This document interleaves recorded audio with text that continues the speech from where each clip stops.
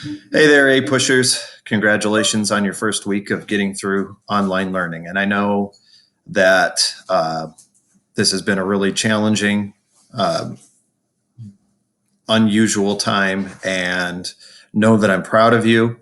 Know that I miss you and that I'm in your corner.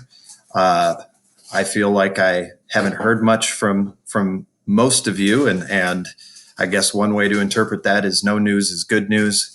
But at the same time, um, as you've had a chance now to go through a full week, I'm hoping that if there's any kind of anxiety or there's any kind of tension, frustration, concerns, that you'll bring those forward and share those with me. I know I had one student reach out and say that they're feeling overwhelmed at this point, and uh, that means something to me. I want to make time to speak with you. If my office hours from 1 to 3 are not conducive to your schedule, tell me, and Mr. Hofer will be there for you. I don't want you to feel like that's the only time I'm available.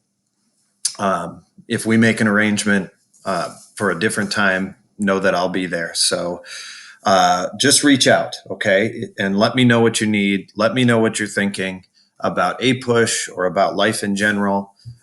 That is one of the most difficult adjustments that I've had to make as a teacher is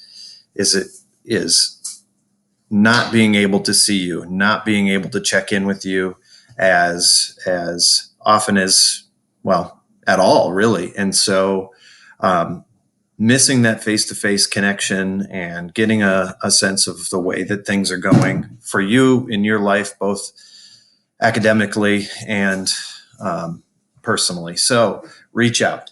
What I want to talk about is the focus of the course, where we're going over the course of the week, where we've been over the course of this week, I should say, and set you up for next week as well. So again, the purpose of this class is to have you test ready. And, there's a lot of things in motion right now with the College Board and with school and all of that, and I get it. But until we get the note that we are not doing the AP test, I would feel like I'd be delinquent in my responsibilities to prepare you if I backed off now. And so the pacing, the material, the things that we're doing in class are to give you the best shot at being ready for whatever the College Board throws at you in May. With that being said, just as they were in face-to-face class, things remain where AP students, you have a high amount of demands placed upon you. And if the schedule that I'm offering here, the due dates and that type of thing are not conducive to your lifestyle, assuming that you're not a procrastinator, assuming you're not somebody who just insists on doing nothing, we can make adjustments. Once again, talk to me, okay? But that's the reason for the amount of work, the pacing that we're going. We're going to continue to push on as though we're taking the test in May. This week, we dealt with imperialism and we were introduced to the progressive era. I really just want to focus on imperialism at this point, okay? I'll get to the progressive stuff in my update, beginning of the week material on Sunday night or Monday morning, okay? But I want to take a moment here just to look at the stuff that you dealt with imperialism at the beginning of the week that was due, and just remind you kind of what course expectations are. So we're going to begin by looking at the imperialism versus manifest destiny comparison. And I just want to show those of you that did not get full points on this to consider, once again, what the expectations with AP are is that you support your positions with fact-based information. We're going to call it SFI, specific factual information. And so a good example of this here comes from Macy Byers. Okay. Now, she did a tremendous job here of identifying specific examples from both the period of manifest destiny and the age of imperialism. This Venn diagram is nothing new. You know what you're supposed to do here.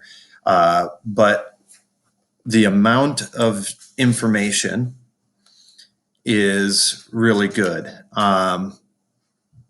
There are a lot of you who write a lot and say very little. Okay. And there are some of you who are actually much more concise than this example is, where you get really good specific examples in quickly and you don't use a whole bunch of words. What it requires is that higher level of thinking where I'm not just making a general claim that could apply to any place, any time, but I am making a claim that's specific to the context of the information we're dealing with.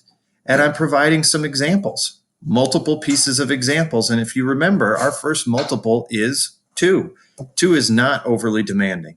And so, for example, I think Macy is looking here at migrants moving to the United States during Manifest Destiny. And the real focus of Manifest Destiny was colonizing or spreading American values and American government westward across the continent of North America, where with imperialism, it's more about empire building and laying claim to territories beyond North America and not really looking to allow those new territories to move towards full-fledged territorial or even state status, but instead keeping them as colonies, keeping them as protectorates, as something other than American.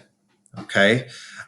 Both time periods share this motivation that's pushed by a wave of nationalism. Remember, the Manifest Destiny came out of the War of 1812 after we didn't lose to the British.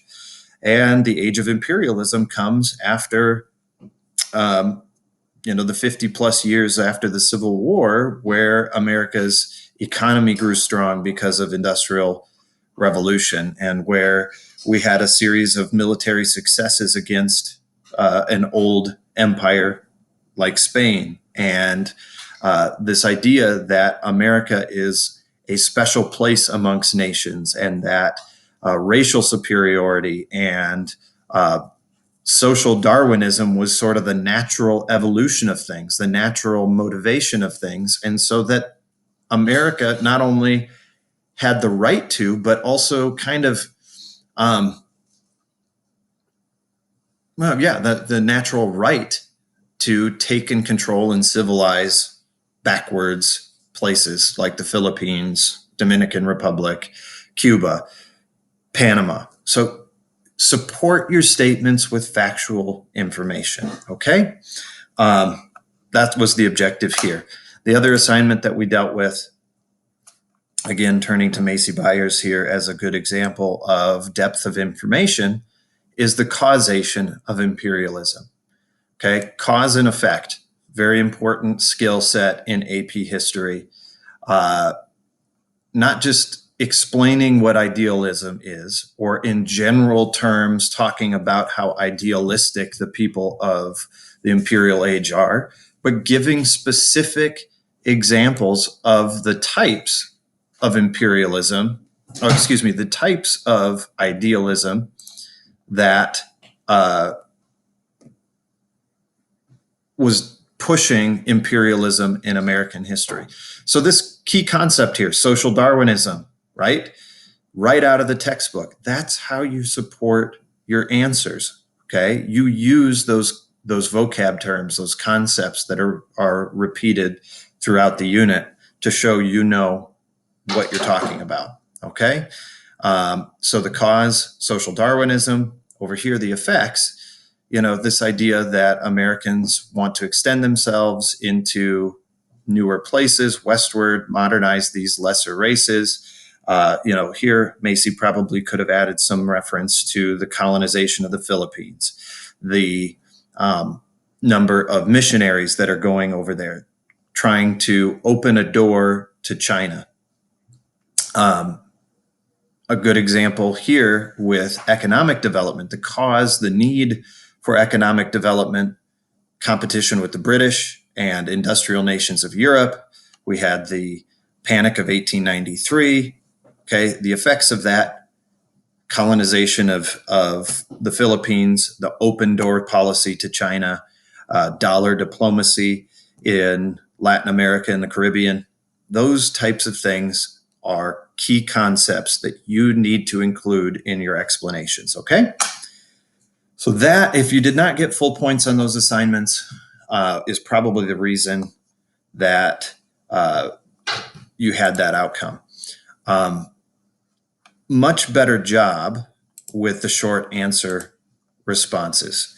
So it was really refreshing for me to see that you were using specific information as you did this comparison between manifest destiny and imperialism in the short essay response. And again, with short essay questions, SEQs, you are not going to have to write full sentences. What you need is full ideas. And part of making a full idea is that you make a claim and you provide some evidence, multiple pieces of evidence. Once again, 2 examples is sufficient.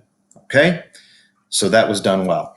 I know that the assignment asking you to compare and contrast the progressives and the populists has caused some angst and frustration. We didn't talk about the populists before we left, and I'm putting it on you to go back and do a little reading about the populists, their origin. Of course, they start to develop early as a political reform movement, especially in the Midwest, led by Midwesterners like William Jennings Bryan of Nebraska. That should tell you that most of these populists are going to be farmers. They're going to come from agricultural backgrounds. Their big hangup with corporations stem from the railroads. And we have talked about the backlash against the railroads that farmers had because they were charging more money for shorter distances and smaller freights. We've talked about the development of cooperatives, farm cooperatives, where farmers would buy material together and combine their crops together to get better shipping rates against the railroads. So some of the first corporate reforms are pushed by these populists out in the West, in the Midwest. On top of that, we've talked about the big hangup over the gold standard. Okay, William Jennings Bryan is going to give a famous speech. I'm sorry we didn't get to read it. You should go back and take a look at it if you'd like. But it's an impassioned plea to farmers and populists in a campaign.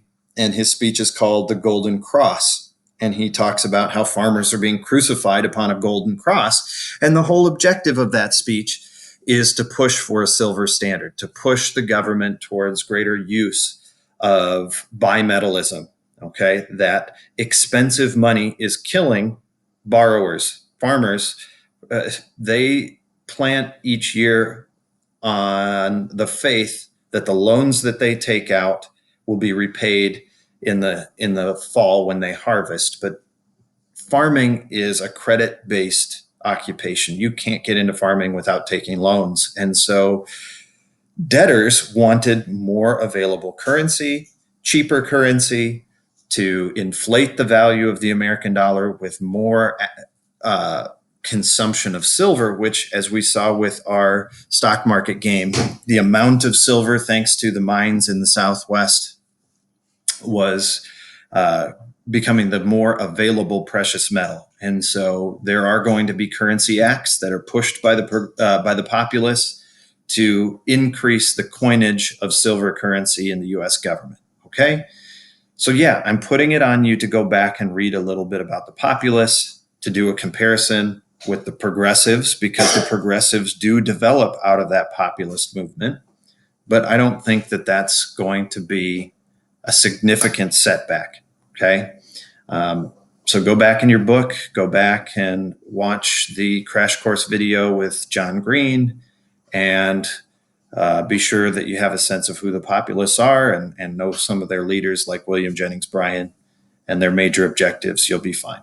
Okay. I also was asked about tests. Okay. The upcoming test. And here's, I guess, my final thought is I don't know what's right about these tests. Okay. What do you think would be right and fair for these tests? Keep this in mind. I mean, obviously, we're kind of in the balance here where academic honesty is hard to enforce. I would hope that my expectations wouldn't have to change about academic honesty, but because of the circumstance, you know, and the temptation of using notes and using resources on tests, I would think that it would be probably reasonable to say, well, if we have a test that the materials you put together or the study guide that you put together can be used. Now, do we want to do a multiple choice test in the traditional style on Moodle, or would you prefer a uh, a Albert style test where we have the documents and resources more in line with what the College Board asks? So doing a test like off of Albert. Let me know. Okay. Leave me a comment in Google Classroom or stop in and talk to me about these issues during open office hours. Okay. So our next test is slated for April 6th. Okay. Monday, April 6th. And so we do have some time. I want to stay on track. I don't want to slow our course pace down any, but once again, due dates and that type of thing for these daily assignments can be adjusted. All right. Be sure you're watching the lectures. The lectures should not replace reading. You need to read. Think about the different levels of learning. Okay. You read it, you get a general understanding. The notes are going to make what was confusing more clear. Something like John Green, is going to put the polish on it. It really deals with stuff in an engaging way. Stop in and ask me questions about that stuff. You cannot just skim and expect to do well in APUSH, and that's always been the case, and it continues to be that way. Okay, so again, I want to just say I miss you. I'm in your corner. That hasn't changed. Come in, talk to me, let me know what you're thinking about the best way to move forward with this class, because you all are smart enough to know what good learning looks like. And so I'm here to help you with that, guide at your side, as opposed to being on the front of the stage all the time. So take care of yourselves, and remember, we're all in this together. Bye.